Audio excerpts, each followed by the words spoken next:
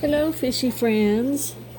I had a request to do a video of my sump on my 55, and this is just a little quick overview of what I have done.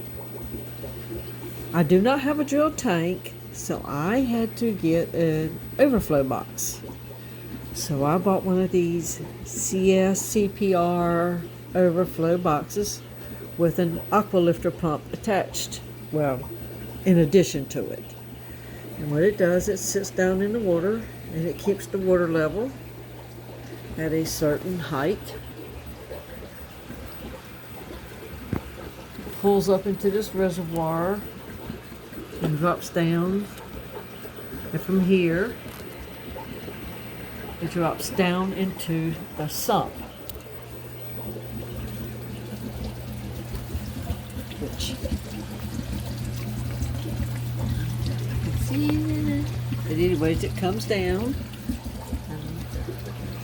I have not finished my cabinet yet, but this is what I've done. I have just ran some PVC so I can manipulate that flexible pipe and it does not pop out into what I have made a filter box. This filter box is suspended on the top of the tank, and then I actually have a space under here that's maybe like an inch clearance where the water goes through the cycle of the filters and just drips back down into the bottom of the sump.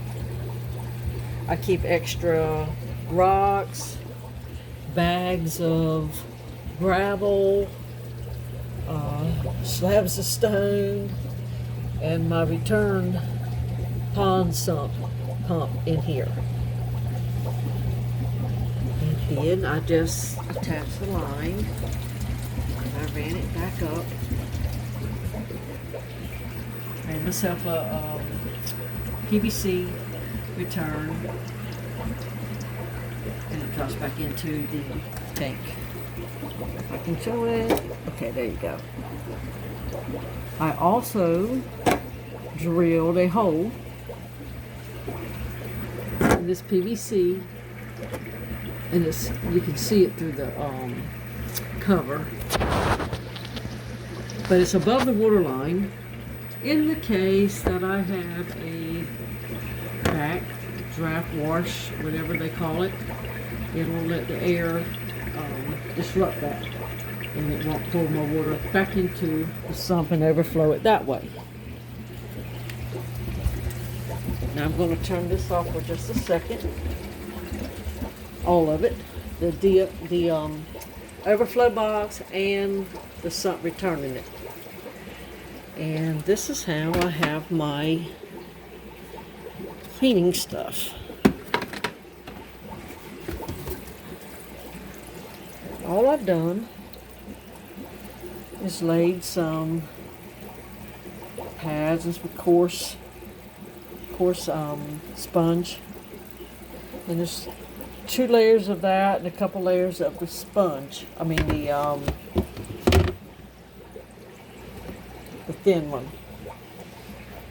And what I do every so often, I just turn the sump off, pull these out, replace them with some fresh ones, and then just take these out and clean them and dry them out, and that way they're ready for the next time. But that's pretty much it that I have to do. As you can see, it's pretty easy. And every once in a while I can actually go in there and do a vacuum on the sediment on the bottom, but I really don't have much of a problem with it. And I do have a few sump babies that made it down there.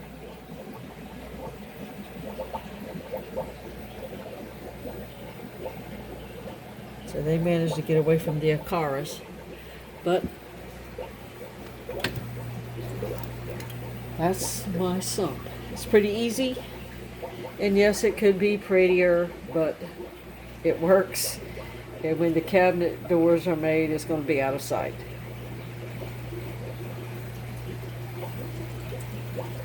And I do have my heater in here. So the heater is not inside the tank, it's down here, out of the way. So, there you go. And sometimes I even put my extra canister filter pads and ceramic bio stuff in here if I want to go ahead and get it all seated up before I start a sump. I mean a canister filter. So I just have lots of ways to do that, and I always have something extra ready. So if I need to start another aquarium, I have all this stuff that's been in here for months. And at least it'll get me started. Especially this stuff in this bag. And all that is a pair of pantyhose that I cut, and it just has gravel inside that's just sitting there cooking, basically. Hope this helps.